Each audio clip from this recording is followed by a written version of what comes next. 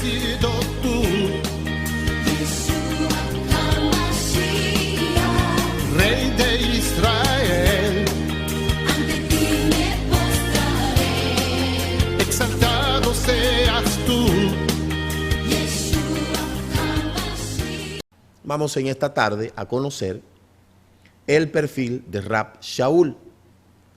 Ese Shaul al que muchos de ustedes conocen como Pablo, una de las personas que más ha sido descontextualizada de su judaidad ha sido Rab Shaul. Y todo esto ha sido una componenda, en primera instancia, de los traductores latinos de las Sagradas Escrituras, y por otro lado, también la parte judía ha hecho un gran rollo con eso, porque la idea es negar la existencia de Rab Shaul. Inclusive, hoy se han levantado ciertas corrientes de pensamiento, negando que Rab Shaul existiera. Pero si Rab Shaul no existió, entonces tampoco existió Yeshua. Si Yeshua no existió, entonces no existió Moshe. Si Moshe no existió tampoco Abraham. Entonces, por más que quieran desmentir el hecho de que Shaul fue un personaje que vivió y que fue uno de los protagonistas de lo que es el ensamblaje de la asamblea mesiánica, no de la iglesia, vuelvo y repito, ven conmigo por favor, no de la iglesia, porque ya lo hemos demostrado con documentos históricos, documentos, ¿verdad?, que nos facilita todo lo que es el aspecto investigativo, de que esos primeros creyentes en el Mashiach no se le llamaban cristianos, se le llamaban los mesianistas, se le llamaban los del camino, se le llamaban los nazarenos. Inclusive, una de las acusaciones que lanzaban contra Shaul era que a él le decían: tú eres un productor de sediciones, seguidor de esa secta de los nazarenos. ¿Por qué? Porque ha habido siempre una componenda de desvirtuar o desvincular al personaje, al rabino Shaul, de lo que son sus aspectos relativos a la judaidad. Y lamentablemente el lector cae presa de los manipuladores, porque el mundo está lleno de manipuladores, personas que de cualquier texto lo descontextualizan para luego tener un pretexto. Sin embargo, siempre le digo a la gente que la verdad no necesita que se defienda. Y concerniente a ciertos pronunciamientos que las personas hacen, yo tengo 3 aspectos importantísimos que quiero dejárselo a usted para que usted lo entienda. Mire, cuando una persona me dice a mí que él cree en algo y que cree que eso es verdadero, entonces yo le presento mis variables. Porque la verdad no tiene variables, la verdad es absoluta. Hablando en términos genéricos, la verdad no tiene contradicción, porque es algo verdadero, ¿no? Si tiene contradicción y hay duda, entonces ya no es verdad. Entonces, si una cosa es verdadera, si usted me lo está pintando como que es verdadero, entonces yo le voy a sacar mis variables. Y usted, como persona que dice que eso es verdadero, me tiene que demostrar que esas variables mías están equivocadas. Lo segundo es que si usted me hace un planteamiento, ese mismo planteamiento, y usted me dice que eso es una hipótesis, bueno, pues podemos someterla a una investigación a través de los métodos de investigación, principalmente el método cartesiano. A mí me fascina el método cartesiano. ¿Por qué me fascina el método cartesiano? Porque el método cartesiano te dice a ti, descentraliza todas las partes para luego tú ordenarlas y entonces comenzar a construir lo que se conoce como la demostración. Si usted me dice que es una hipótesis, pues vamos a someterla a escrutinio, a investigación, y dada ya los resultados, entonces yo te puedo decir, eso es una hipótesis o eso es una verdad. Ahora, si usted me dice que es una opinión suya personal, yo se la respeto. Con esos tres aspectos, yo no discuto, yo no peleo. Fíjese que uno ha ido madurando poco a poco, porque uno tiene que madurar. Si uno se queda todo el tiempo en las iniciales primeras, uno nunca va a pasar de ahí. Y de eso se trata el desarrollo humano. Según evolucionamos como seres humanos, también nosotros maduramos. Y entonces, en ese sentido, uno va dándose cuenta cómo las cosas hay que ir ordenando. Entonces, uno de los personajes más descontextualizado por los traductores, principalmente de los traductores latinos, fue Rab Shaul, bautizado como Pablo. Si Shaul viniera hoy en día y tuviéramos la oportunidad de que él viniera y se defendiera de todas esas cosas que se dicen de él, concerniente a que estaba en contra de la circuncisión, que estaba en contra de la Torá, que estaba en contra de la ley, que estaba en contra del judaísmo. Mire, si él pudiera venir hoy en día y defenderse de todas esas falsas acusaciones, mucha gente cayera preso. ¿Por qué? Porque han dicho cosas que él nunca dijo y han transcrito cosas que él nunca escribió. Uno de los personajes más mal interpretados fue Rab Shaul. Y he escuchado personas decir que Rab Shaul ni siquiera existió. Entonces eso es algo absurdo, que Rab Shaul fue un personaje inventado por el paganismo. Eso es falso. Y toda persona que crea eso, vuelvo y le repito eso, si usted cree que no existió y usted me lo da como verdadero, pues entonces vamos a buscar la variable que demuestra lo contrario. Si usted me dice que es una hipótesis, lo sometemos a una investigación, y si usted me dice que es una opinión personal, yo se la respeto. Porque yo respeto las convicciones ajenas, las opiniones ajenas, porque cada cabeza es un mundo. Y hay gente que vive encauzado en su mundo, en su espacio sideral virtual mental, y eso yo lo respeto. Hay gente que cree en cantidades de cosas y yo lo respeto. Digo, no, pero esa es su creencia, yo se la respeto. No tenemos por qué discutir con eso. ¿Usted cree eso? Bien.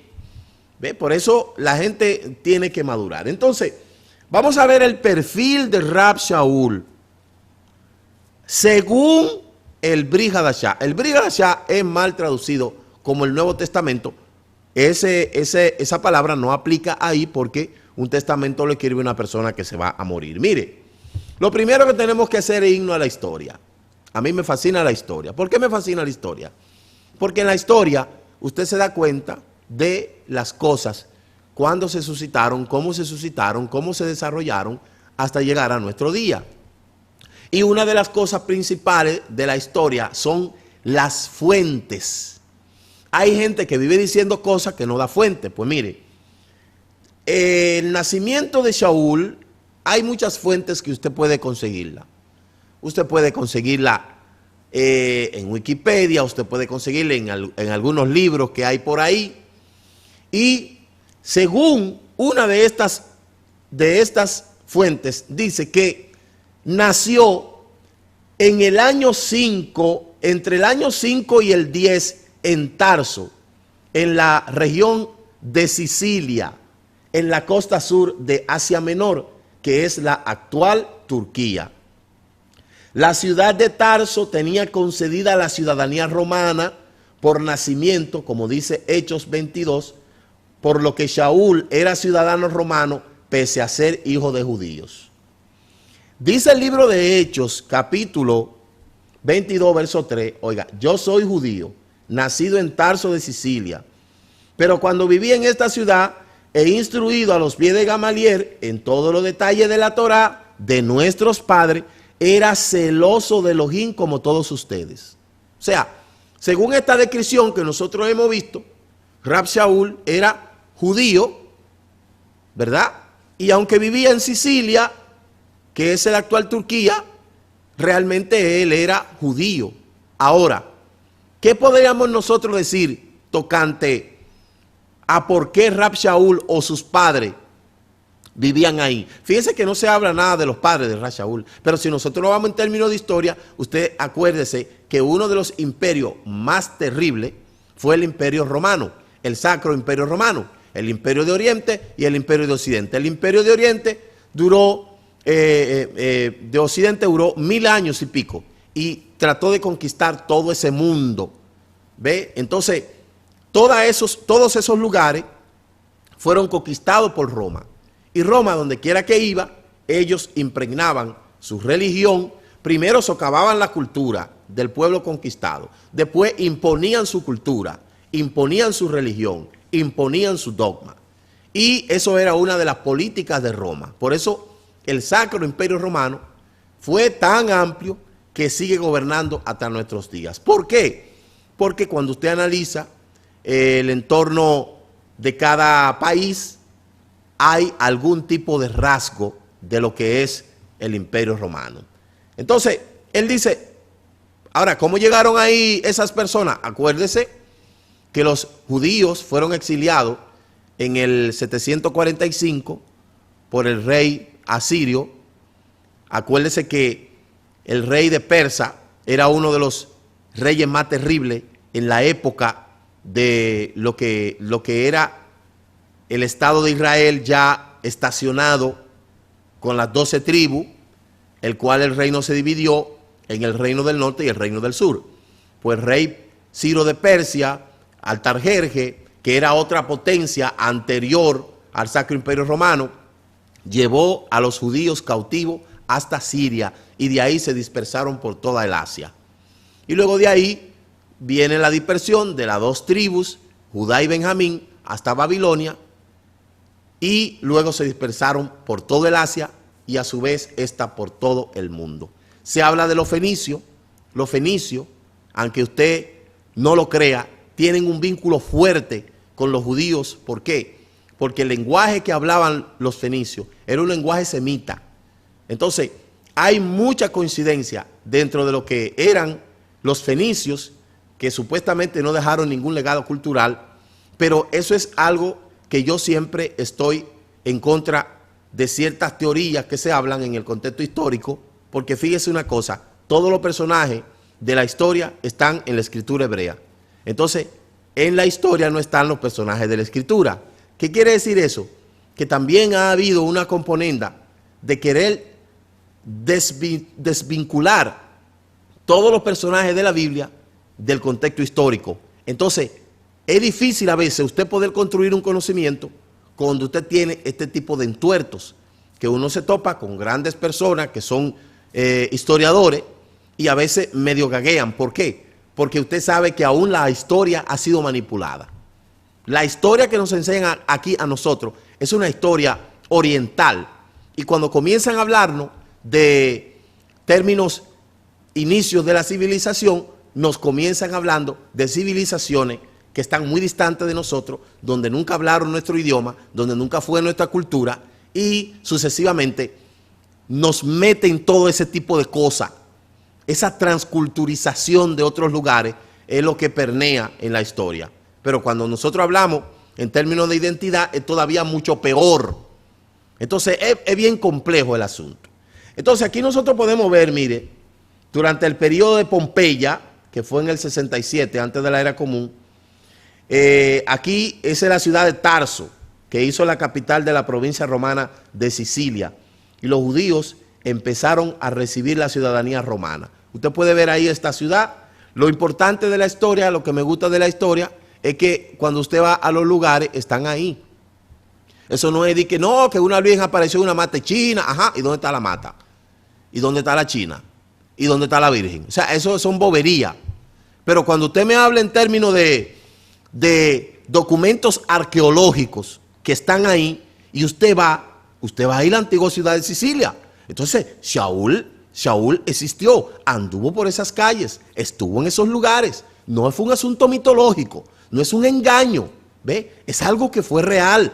¿Por qué? Porque los escombros, toda esa muestra arqueológica, indiscutiblemente demuestra que no fue un personaje mitológico.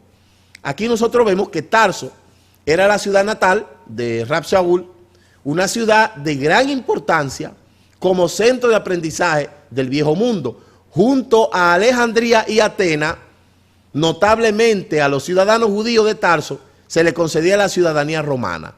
De niño, Shaul fue criado en Jerusalén y propiamente educado bajo el tutelaje de Gamaliel, un miembro del Sanedrín. El oficio de Shaul era la manufactura de carpas. Encaja muy bien con Tarso, una ciudad conocida por cierto tipo de fieltro hecho de lana de cabra negra. Entonces, ahí están los documentos arqueológicos. Para una gente decirme a mí, no, Shaul fue un personaje inventado por la Iglesia Católica. Ajá, y entonces todas estas cosas que están aquí. Entonces el libro de los Hechos, el Brit Hadashah tampoco existió. Lo que indica que una cosa es lo que me digan y otra cosa es lo que me puedan demostrar. Usted me puede decir todo lo que usted quiera, pero de decírmelo a demostrármelo hay un trecho demasiado amplio. Hay un vacío enorme, lo cual eso no se demuestra ni con grito, ni con alarido, ni con bulla, ni con pataleo. No, eso se demuestra con documentos fehacientes, con fuentes, con datos históricos, para que nadie venga a hablar boberías. ¿Ve? Entonces, aquí nosotros podemos ver una famosa puerta que se llama la Puerta de Cleopatra, también llamada la Puerta del Mar, que todavía está en pie en Tarso. Aunque ha sido restaurada significativamente, se creía que Cleopatra navegó por el río Citno disfrazada de Afrodita y pasó a través de esta puerta en el año 41 antes de la era común, en camino a ver a Marco Antonio. Esa puerta pues está ahí y definitivamente eso es irrefutable. Mire, este es el famoso Asia. Mire cómo todas esas ciudades correspondían a lo que era la famosa Asia. Dicho sea de paso, cuando usted analiza la historia y los orígenes de todos esos pueblos, por ejemplo, lo de Grecia, que vienen de los Hélades por allá arriba, y en todos esos lugares fue que se desarrolló el mundo que nosotros conocemos como el mundo bíblico. Aquí usted ve a Jerusalén, pero sin embargo, de Jerusalén se va hacia el noroeste y usted puede ver a Tarso aquí. Es decir, que acuérdese que los sirios dispersaron a las tribus y entonces todas las tribus se dispersaron por todo el Asia, mire. De modo que el mundo que Shaul conoció es este mundo. Y dicho sea de paso, cuando usted analiza en aspectos arqueológicos, usted se va a dar cuenta que a diferencia de otros lugares, la contextura de lo que es el mapa no ha cambiado, no ha variado. Eso está ahí así mismo como está. ¿Ve? Entonces aquí nosotros vemos en todos esos lugares donde se diseminaron todas las tribus del Asia Menor y luego Shaul se dirigía a todos esos lugares, viviendo aquí en Tarso. Aquí está Antioquía, mire a Siria, Fenicia, aquí está Cesarea, Jerusalén, aquí está la Odisea, Listra, Esmirna, Antioquía, Asia, Pérgamo, Troa y sucesivamente ahí. Vamos a ver algo. ¿De dónde descendía Shaul? Shaul, según dice el libro de Corintios, capítulo 11, verso 22, segunda de Corintios 11, 22, dice: ¿son ellos hebreos? Yo también. ¿Son israelitas? Yo también. ¿Son descendientes de Abraham? Yo también. Entonces, ¿qué estaba diciendo Shaul aquí? ¿Que él era un griego gentil? No, él está diciendo que él era judío, hebreo y que era israelita.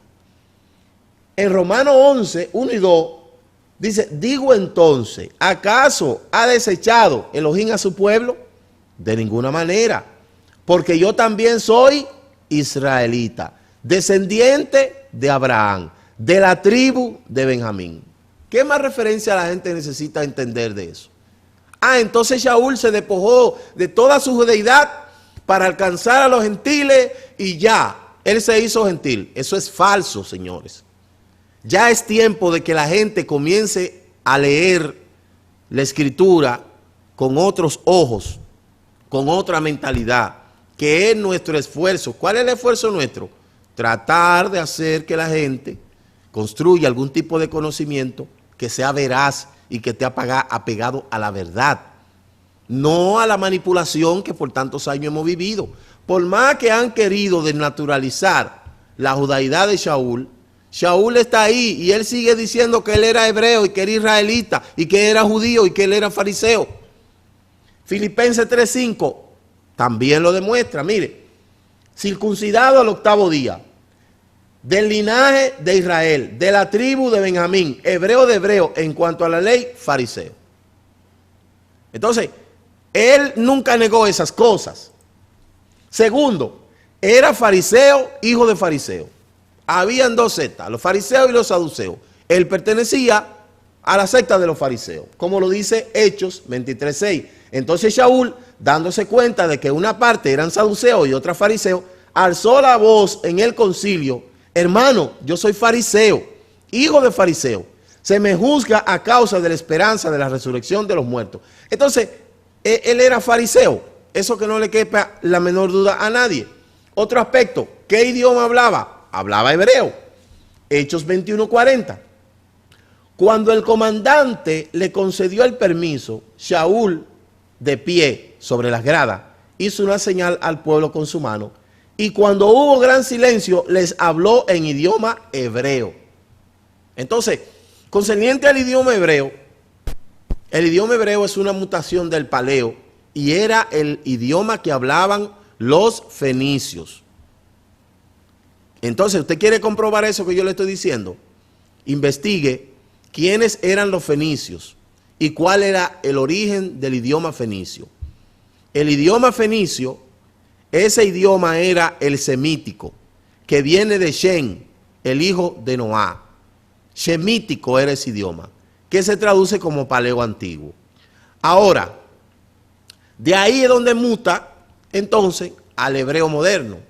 Pero realmente los fenicios eran semitas y ellos hablaban el lenguaje semita. ¿Y cuál es? Acuérdense que el lenguaje semita fue el lenguaje que predominó en toda la humanidad hasta la Torre de Babel, que fue destruida. Que hoy nosotros vemos los sigurá y todo eso, cuando hablamos de la cultura babilónica, encontramos todo ese tipo de cosas. Entonces, que no le quepa la menor duda a nadie, los fenicios hablaban semita, el lenguaje semita.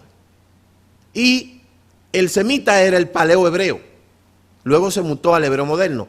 Toda la humanidad en un momento hablaba ese solo idioma. Antes de Babel, todas las lenguas hablaban ese solo idioma. Entonces ahí comprobamos que ciertamente toda la humanidad desciende de los tres hijos de Noá, Shem, Cam y Jafet.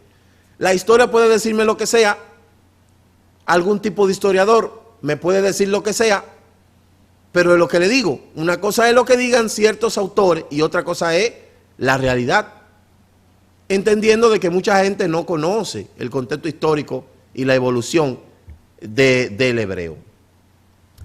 Hizo un voto de Nazareno. ¿Qué era un voto de Nazareno? Un voto de Nazareno era cierta, por así decirlo, ciertas cosas rigurosas que se tenían que hacer concerniente a este mandamiento que está en uno de los libros de la Torá, concerniente a lo que es el voto del Nazareno.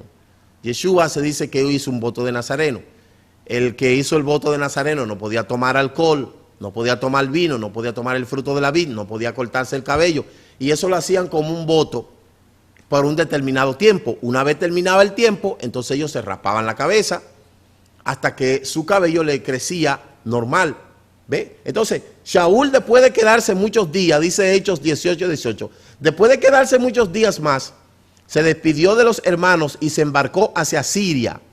y con él iban Priscila y Aquila, y en Cesarea y en Cencrea se hizo cortar el cabello porque tenía hecho un voto. Ve, ahí él se corta el cabello, pero no quiere decir que se quedó con el cabello todo el tiempo cortado, no. Una vez el cabello le creció, se dejó su peyot y de igual tenía la apariencia de un rabino, no tenía la apariencia de un hombre bajito calvo como te lo presenta el cristianismo. Yo no sé de dónde sacaron esa imagen, no sé de dónde se inventaron esa imagen.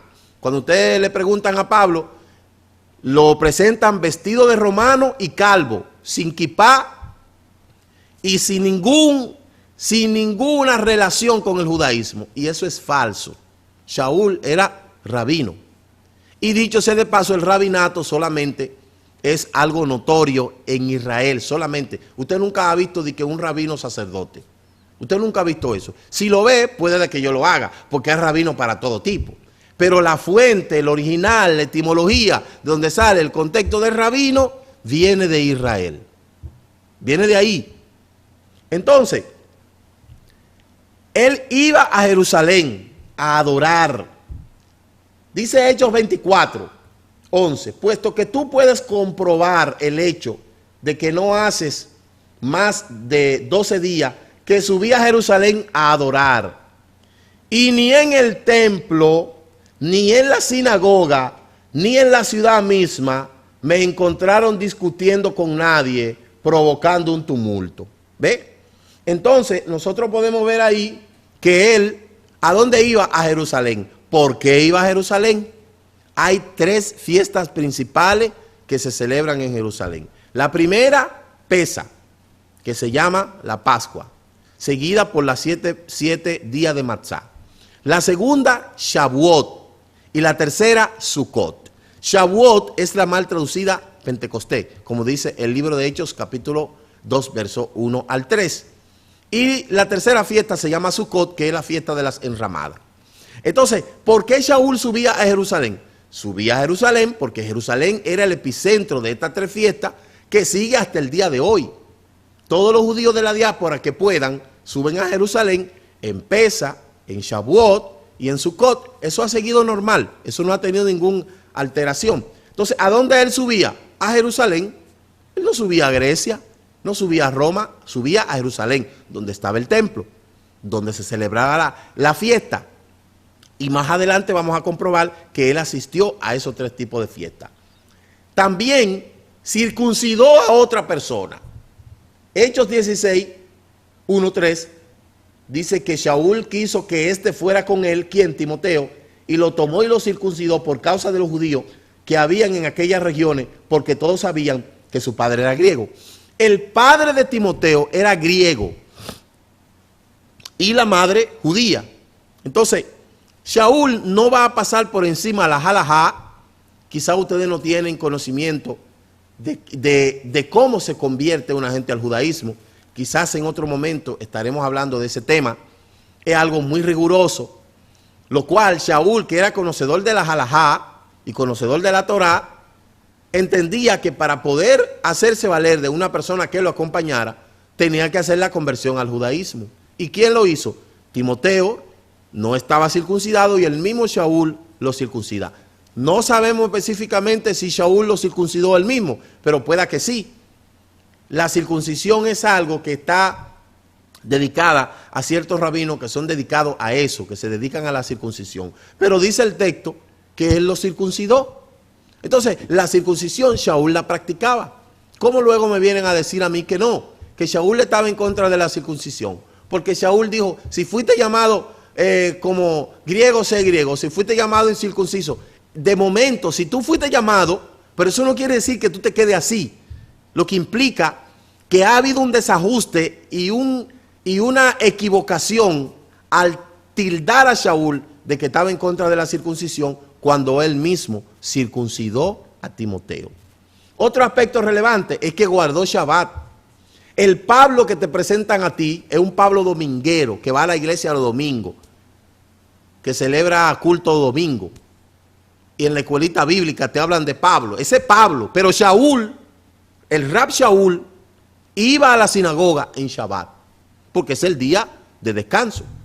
Hechos 17 dice, después de pasar por Anfípolis y Apolonia, llegaron a Tesalónica, donde había una sinagoga. ¿De quién? De los judíos. Bueno, yo creo que si era una sinagoga, no hay que ponerle de los judíos, porque si es una sinagoga, segurito que tiene que ser de los judíos. Esa palabra está de más ahí por los traductores. Sinagoga de los judíos. Nadie más tenía sinagoga, solamente los judíos. Solamente hay que ponerle que había una sinagoga y punto. No hay que ponerle de los judíos, porque si es sinagoga, es de los judíos. Usted nunca ha visto una sinagoga católica, ni una sinagoga evangélica, ni una sinagoga romana. No, usted ve sinagogas que son de los judíos. ¿Ve? Entonces, dice que Saúl, según su costumbre, míralo ahí, según su costumbre, fue a ellos por 3 días de reposo. O sea, en 3 Shabbat. Iba con ellos basándose en las escrituras, explicando y presentando evidencia de que era necesario que el Mashiach padeciera y resucitara de entre los muertos, diciendo, este Yeshua a quien yo anuncio es el Mashiach. ¿Usted ve cuál era el trabajo de Pablo? De Saúl. El trabajo de Saúl era demostrarle a los yahudí que el Mashiach era Yeshua. No había otro objetivo de Saúl. Saúl no le estaba demostrando a los judíos, mire, Yeshua es Elohim y Elohim es Yeshua. Eso es falso. Eso nunca se debatió en la asamblea mesiánica. Todas esas cosas que se han metido hoy, que provienen del cristianismo con talí y kipá, ¿ve? Todas esas son cosas que se han infiltrado hoy, porque siempre le digo que en todas las épocas en el cual el Eterno ha tratado con el hombre, el que ha alterado el proceso ha sido el ingrediente humano. Y eso es algo de lo que yo, como persona, me he cuidado. Porque sé que este ministerio lo sigue mucha gente y yo tengo que tener un cuidado riguroso de yo enseñar cosas que vayan a comprometer la salvación de otro y que lo vayan a confundir. Hay gente que no cree eso, pero hay gente que no entiende que al fin y al cabo el Eterno es quien va a juzgar a cada uno por sus obras. Entonces, Saúl estaba claro de que Yeshua era el Mashiach y eso es lo que trataba de demostrárselo. ¿Con qué? Con la escritura. Fíjense, ¿con qué lo hacía? Con la Torá. No estaban las cartas que él había escrito, no estaba el Apocalipsis, no estaba nada de eso. No había un orden, el Brit Hadashah no existía todavía. Estaba en proceso. ¿Y qué utilizaba Saúl? La Torá. La Torá, eso era lo que utilizaba. Y eso lo vemos más adelante. Mire, declaró que se regocijaba en la Torá. Míralo aquí, Hechos 7:22. Porque el hombre interior me deleito en la Torá de Elohim, pero veo otra ley en los miembros de mi cuerpo que hace guerra contra la ley de mi mente y me hace prisionero de la ley del pecado que está en mis miembros. Usted pudo ver que yo utilizo aquí 2 palabras. Uno es Torá y otra es ley. ¿Por qué? Porque no es lo mismo ley que Torá. Y tenemos varios conocimientos respecto a esto. El problema de los traductores fue que agarraron y metieron la palabra ley y la palabra Torá en un saco y la palabra halajá en un saco y agarraron y dijeron todo esto es ley. Entonces la gente no, cuando lee una cosa y por otro lado se contradice Saúl, dice pero que Saúl se contradice. No se contradice Saúl, se contradice el traductor. Porque hay que entender que una cosa es la ley como tal y otra cosa es la Torá como instrucción. ¿Qué es una ley? Si usted busca, ¿qué significa la palabra ley? Documento expedido por un legislador. ¿Y qué es la palabra Torá? Instrucción. La ley te dice a ti, si te pasaste en rojo, una multa. Y la Torá te dice, te voy a enseñar cómo no violar el semáforo. Entonces no es lo mismo. Pero cuando la gente lee, aquí habla de la ley, una ley natural que hay en cada uno de nosotros, que es la ley de los miembros. ¿Por qué es una ley natural? Bueno, porque el hombre está formado de un cuerpo que tiene huesos, por un sistema nervioso central que tiene cantidades de ramificaciones, donde ese cuerpo tiene una ley. Ahora, esa ley que hablaba él de su cuerpo no es la Torá, y eso es lo que la gente nunca ha entendido. Que hicieron un sancocho ahí, y metieron ley y Torá juntas, y la gente no sabe cuando dice ley o cuando dice Torá. Entonces, Por ahí comienza la confusión de tanta gente que se confunde al leer la escritura. Ahora, ¿qué usted tiene que hacer? Aprender dónde va la palabra Torah y dónde va la palabra ley. Aquí, fíjese que yo restauré el texto y dice, porque el hombre interior me deleito en la Torah de Elohim. Entonces dice, pero veo otra ley en los miembros de mi cuerpo. Ahí está hablando claramente de la ley de su cuerpo. ¿De qué tipo de ley? El cuerpo tiene una ley fisiológica. El cuerpo tiene una ley sentimental. Esas son leyes que tiene el cuerpo. Entonces, eso no es lo mismo que la Torah. También confesó creer y confesar en la Torah y los profetas. Mírenlo aquí, si usted lee entonces, lee aquí, no va a entender nada.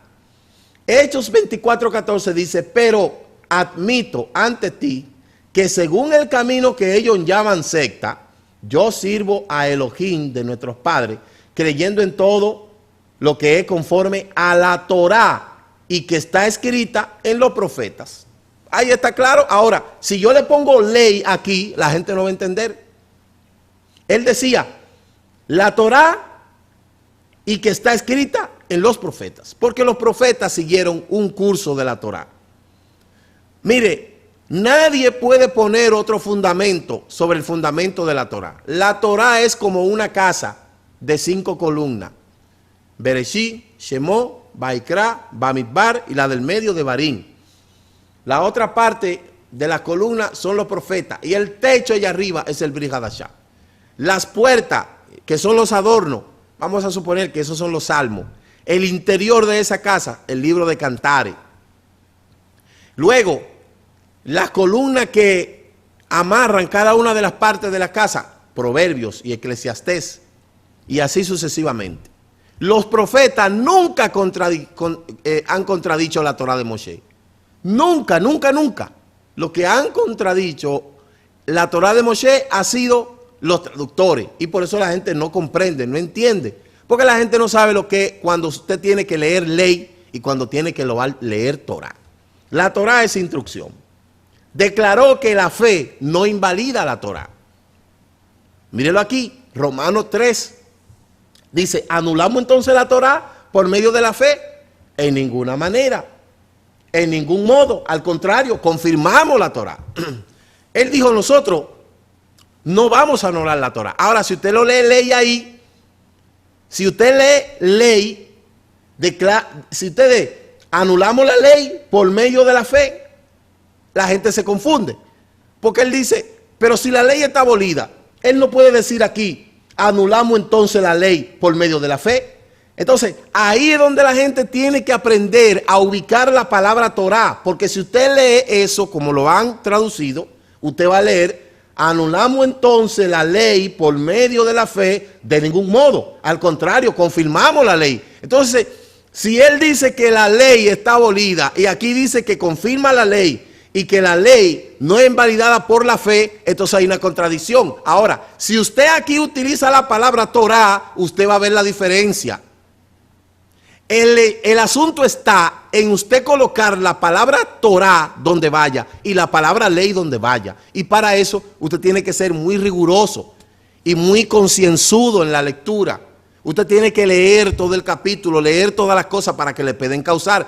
Porque si la gente lee, mire, si la gente leyera concienzudamente, encontraría contradicción en ese Pablo que el paganismo creó, que eso es lo que tiene a la gente confundida. Entonces, él asistía y enseñaba en las sinagogas. Él no iba a una iglesia cristiana. Él no iba a ningún lugar. ¿A dónde iba? A las sinagogas. Mírelo aquí. Hechos 13:5. Llegado a Salamina, proclamaron la palabra del Eterno en las sinagogas.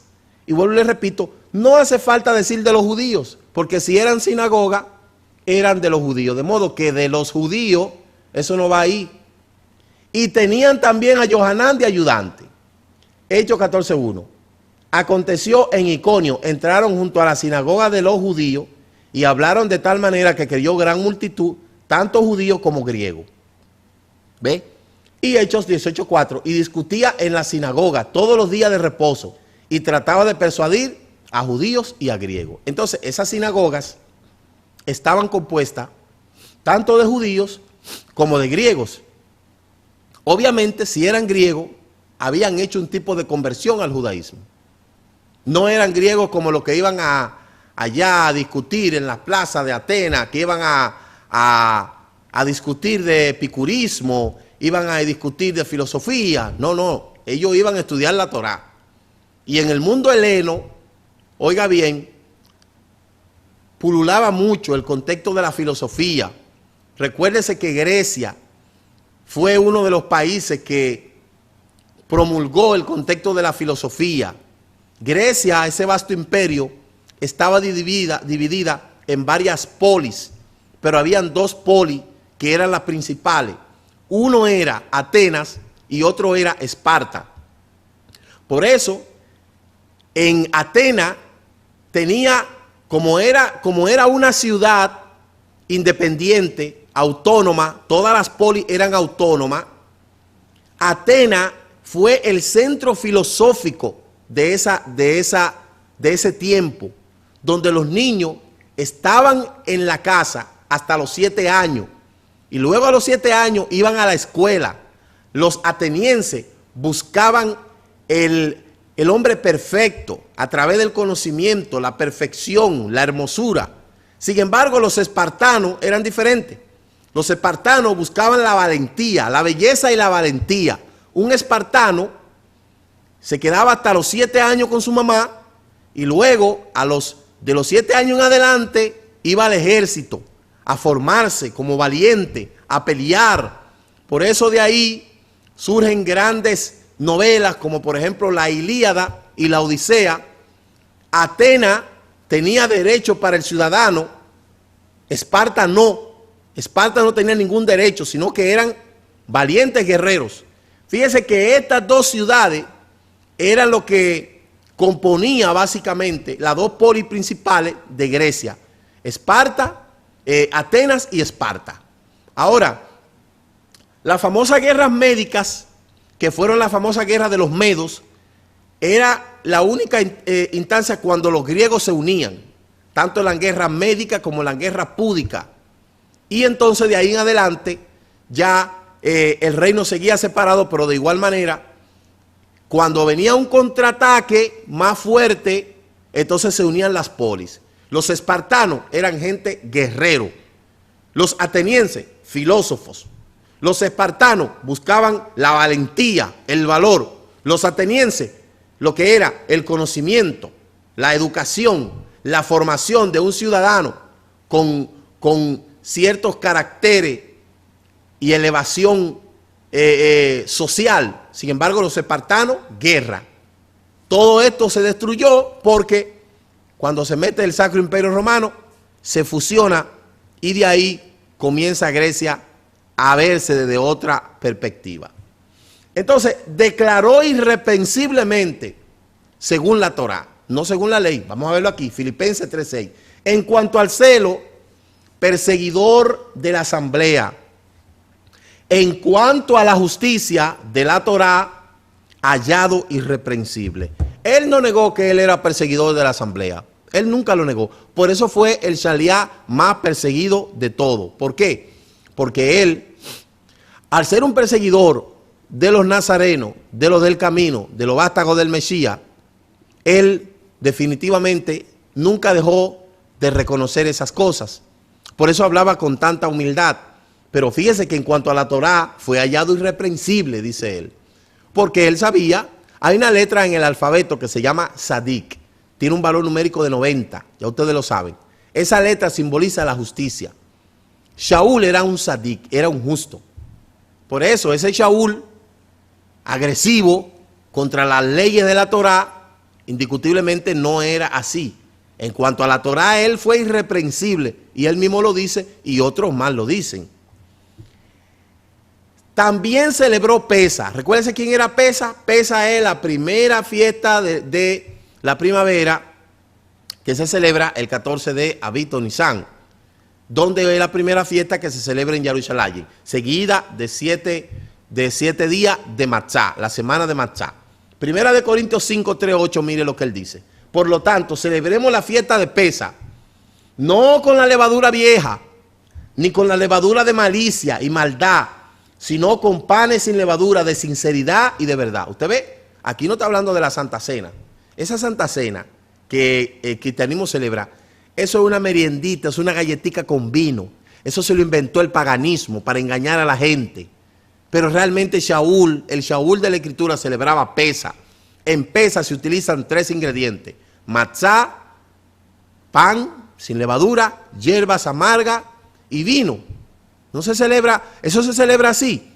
Y es una cena memorial, no una galletica con vino, de que ay, cada domingo celebramos.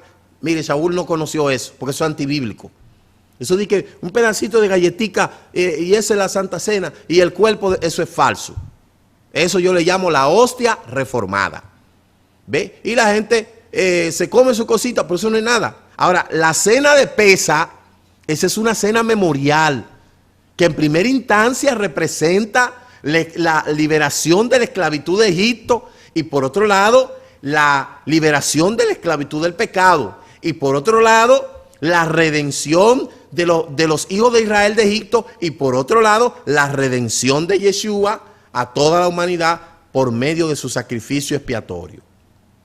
Esta fiesta se celebra todavía, se celebra. El día 10 de abril la celebraremos y vamos a hacer todos los requerimientos, vamos a hacer tevilá, vamos a hacer inmersión. Como dice aquí, no la celebremos con la vieja levadura. Por eso Pesa tiene una semana de preparación donde usted prepara su vida, usted prepara su casa, limpia su vida, limpia su casa físicamente, quema toda esa escoria de levadura que se llama hamet en hebreo. Entonces ahí usted está preparado, no es una cuestión de que, ay, déjame yo ir a la iglesia un domingo que van a celebrar Santa Cena. Eso es falso. Usted quiere celebrar Pesa, usted tiene que acondicionar su alma, acondicionar su vida. Y estas cosas fueron cambiadas por Constantino en el 325. Pero todavía Pesa se celebra, seguida por una semana de Matzá. Y es lo que vamos a celebrar nosotros este 10 de abril. ¿Ve? Entonces, celebró la fiesta de Shavuot, que era la segunda fiesta más importante. Y que es la segunda fiesta más importante que representa la entrega de la Torá en Sinaí. Un 6 de Sivan. Un 6 de Sivan fue entregada la Torá en Har Sinaí. Hechos 20:16, mírenlo ahí. Porque Shaul había decidido dejar a un lado Éfeso para no detenerse en Asia, pues se apresuraba para estar, si le era posible, el día de Pentecostés. Porque Pentecostés es Shavuot. Porque Pentecostés fue la traducción al griego, pero es Shavuot. Un 6 de Sivan fue entregada la Torá en Har Sinaí. Y esto, él sabía que se celebraba en Jerusalén y él iba para Jerusalén. Celebró la semana de Matzó, que es a la continuidad de Pesa. Nos embarcamos en Filipos después de los días de los panes sin levadura, la semana de Matzá. Y en 5 días llegamos donde ellos estaban en Troa y allí nos quedamos 7 días. ¿Ve? 7 días celebró Matzá. Celebró Pesa y después seguido de 7 días de Matzá. Ese era Rab Shaul. Ese no era Pablo, ese era Rab Shaul. Siguiendo el rastro de la judaidad de Shaul. Celebró Pesa, celebró los 7 días de Matzá, celebró Shavuot y segurito que celebró Sukkot, las 3 fiestas principales. Sukkot se celebra el 15 de Tisri. Hay 3 fiestas en el mes de Tisri. Primero, el primer mes, la fiesta se llama Yom Teruah, primero de Tisri. El 10 de Tisri, Yom Kippur, y el 15 de Tisri, Sukkot. Esas fiestas son el reloj profético del Eterno. Y esa fiesta hay que hacer el mikra, el ensayo, hay que ensayarla, hay que celebrarla, hay que conocerla, hay que profundizarse para que no nos agarre la noche desapercibido y entonces no podamos morar en el Olam Abba. Declaró que la Torá era buena y santa. Romanos capítulo 7, verso 12, dice, así que la Torá es santa y el mandamiento es santo, justo y bueno. La Torá, los 5 libros de Moshe, Bereshit, Shemot, Vaikra, Bamidbar, Devarim. Esos 5 libros son el pilar de toda la escritura. Los 5 libros que le dio el Eterno a Moshe. El Brit Hadashah está escondido ahí. Los profetas agarran de ahí para dar su profecía, porque esa es una escritura netamente hebrea. Ahora, cuando se transforma en Biblia y eso se universaliza, todo el mundo lee eso como que eso es para ellos, pero del dicho al hecho hay mucho trecho. Dice un adagio por aquí. Jacob, que era uno de los ancianos, testificaron de su fidelidad. Hechos 21:24. Tómalos y purifícate junto con ellos y paga tus gastos para que se rasuren la cabeza, y todos sabrán que no hay nada cierto en lo que se les ha dicho acerca de ti, sino que tú también vives ordenadamente acatando la ley. Mire, aquí se traduce ley. ¿Por qué? Porque él ese rito lo hizo según la halajá. La halajá es la ley judía del judaísmo. La ley es lo que se conoce como la halajá, que son una serie de ritos que están adscritos al judaísmo como religión, y Shaul lo practicó, el judaísmo que se viene practicando hace muchos años. En tiempo de Yeshua habían dos escuelas, la escuela de Hillel y la escuela de Shammai. Ahora, el judaísmo ha seguido evolucionando según la humanidad, pero la Torah no. Las leyes aplicadas del judaísmo hay que irla modificando según los tiempos, pero no la Torah. La Torah es inmodificable, pero la halajá sí. Entonces, él hizo el rito el nazareno era concerniente a la halajá, a la ley judía, no a la Torah. Por eso, si usted lee aquí Torah, lee mal, tiene que decir ley, halajá. Y ese contexto aclara más la participación de él dentro del judaísmo farisíaco. Declaró que lo más importante era guardar la Torah. Eso fue lo que él declaró. Corintios 7:19. La circuncisión, Brit Milá, nada es. Y nada es la incircuncisión, sino guardar los mandamientos de Elohim. ¿El qué? La Torah. ¿Por qué? Porque mire, si usted se hace la circuncisión y usted no vive conforme a la Torah, es un hombre que comete adulterio, fornicación, todo tipo de pecado. Si usted, por el hecho de que está circuncidado, usted no es salvo. No importa si es judío, no importa si es lo que sea, no importa si es lo que sea. Por el hecho de usted, la circuncisión no sirve para salvación. La circuncisión es un acto de obediencia. Ahora bien, aquellos que no están circuncidados igual deben de guardar la Torah y procurar hacerse la Brit Milá. Y aquellos que tienen la Brit Milá tienen que guardar la Torah, porque no se trata de ser oidores, sino ejecutores. Por eso dice, guardar los mandamientos y vivir los mandamientos. Guardar los mandamientos es estudiarlo, practicarlo. Entonces hay que guardarlo, ¿verdad? Y hay que estudiarlo. Hay que ponerlo en práctica. Entonces, hasta hoy en día la circuncisión es algo benéfico para el hombre. Es algo benéfico para el hombre. Hoy en día los médicos están exigiendo a los hombres que se hagan la circuncisión. ¿Por qué? Por cantidades de beneficios para el hombre. Ahora bien, la circuncisión dentro del judaísmo es una circuncisión que se laceraba, por así decirlo, casi el miembro viril del hombre. Y provocando dolor, eso no sirve para la salvación. Por eso yo le recomiendo a la gente que antes de incursionar en la Brit Milá, primero tenga conocimiento. Es un mandamiento perpetuo, pero lo primero no es que usted se circuncide. Lo primero es que usted guarde los mandamientos, se circuncide el corazón. Y aquel que se circuncide el corazón, fíjese, la Torah habla de circuncidar el corazón y habla de circuncidar el prepucio. Pero fíjese, como solamente los hombres tienen prepucio, la Escritura llama circuncidar el prepucio de vuestro corazón, porque aunque las mujeres no tienen prepucio, pero sí tienen corazón. Y de la misma parte del corazón fluye la maldad, porque ahí hay tanto la maldad en el hombre como la maldad en la mujer.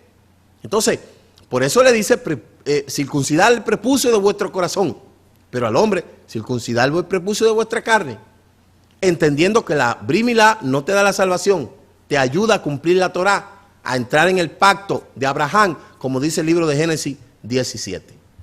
Declaró que los justos son los que guardan la Torah. Romanos 2:13. porque no son los oidores de la Torá los justos ante el Eterno, sino los que cumplen la Torá. Esos sí serán justificados. ¿Ve? Eso no es cuestión de religiosidad, ni que no sé qué, ni de apariencia. No, no, no, no. Eso es cuestión que hay que dar fruto digno de haber hecho teshuvá. Y él lo especifica claramente. La palabra ley, como yo lo dije, mírelo aquí, la palabra ley viene del latín lex legis, que es una norma jurídica dictada por el legislador.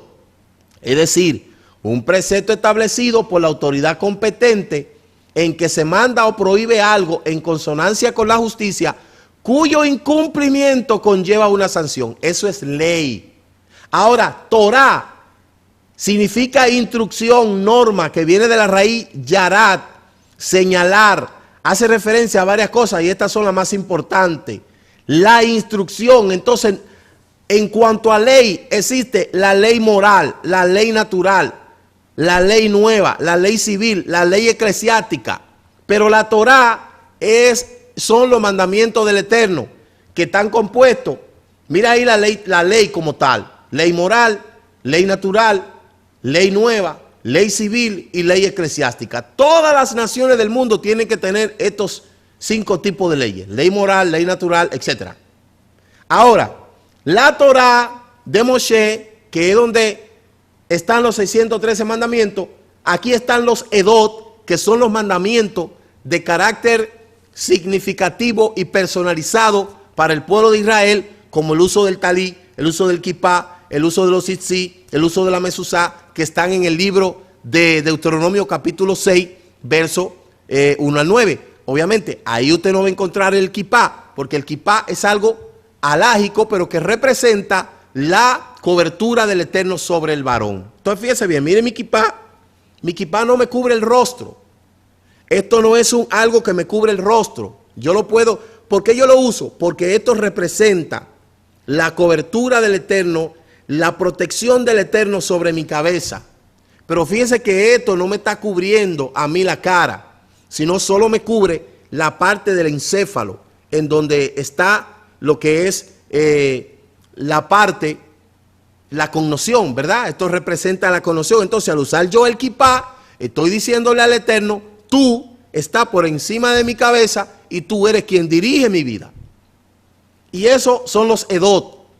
Están los hukim, que son mandamientos que no tienen raciocinio. Los hukim son mandamientos que no tienen una explicación lógica. Y están los mishpatim, que son los mandamientos de carácter social. En los mishpatim, ahí usted va a encontrar una serie de instrucciones que son para el pueblo para regirse socialmente. Y bueno, aquí está lo que es la halajá, que está compuesta del Talmud, de la Mishnah, del Midrash, de la halajá o lo jurídico, la Agadá, que es homilético, moral y espiritual, están las escrituras continuas y está el Targum. Esto es, y arriba está la Torá, pero recuerde que es una Torá oral. Hay una Torá oral que, como Yahudá es el legislador, crea su Torá oral. De eso estaremos hablando en otra ocasión. De modo que, cuán dulce a mi paladar son tus palabras, son más dulces que la miel de mi boca. Entonces, para que usted tenga claro, Shaul no es el mismo que Pablo. Y cada vez que usted lea algún versículo, procure investigar que está traduciendo la palabra Torah correctamente o que está aplicando su uso. Cuando sea ley, verifique de que realmente está hablando concerniente a una ley de hombre. Y cuando sea relativo a los mandamientos del Eterno, haga y aprenda a hacer la diferencia. Padre, te damos toda rabá en esta tarde por este momento que nos ha dado de poder estar aquí en este lugar. Te pedimos por los méritos de Yeshua que tú nos ayudes cada día a poder visualizar bien las escrituras para poder darle una correcta interpretación. Que este mensaje sea de bendición para todos los que puedan verlo y que cada día tú sigas ayudándonos para seguir instruyendo al Efraín que regresa a tu Torah directo al corazón. Padre, toda rabá en el Beshen Gadol de Yeshua. Amén y amén. Que el Eterno le bendiga, que el Eterno le guarde hasta una próxima ocasión de este su programa Regresando a tus Raíces. Hasta la próxima. Coronado ha sido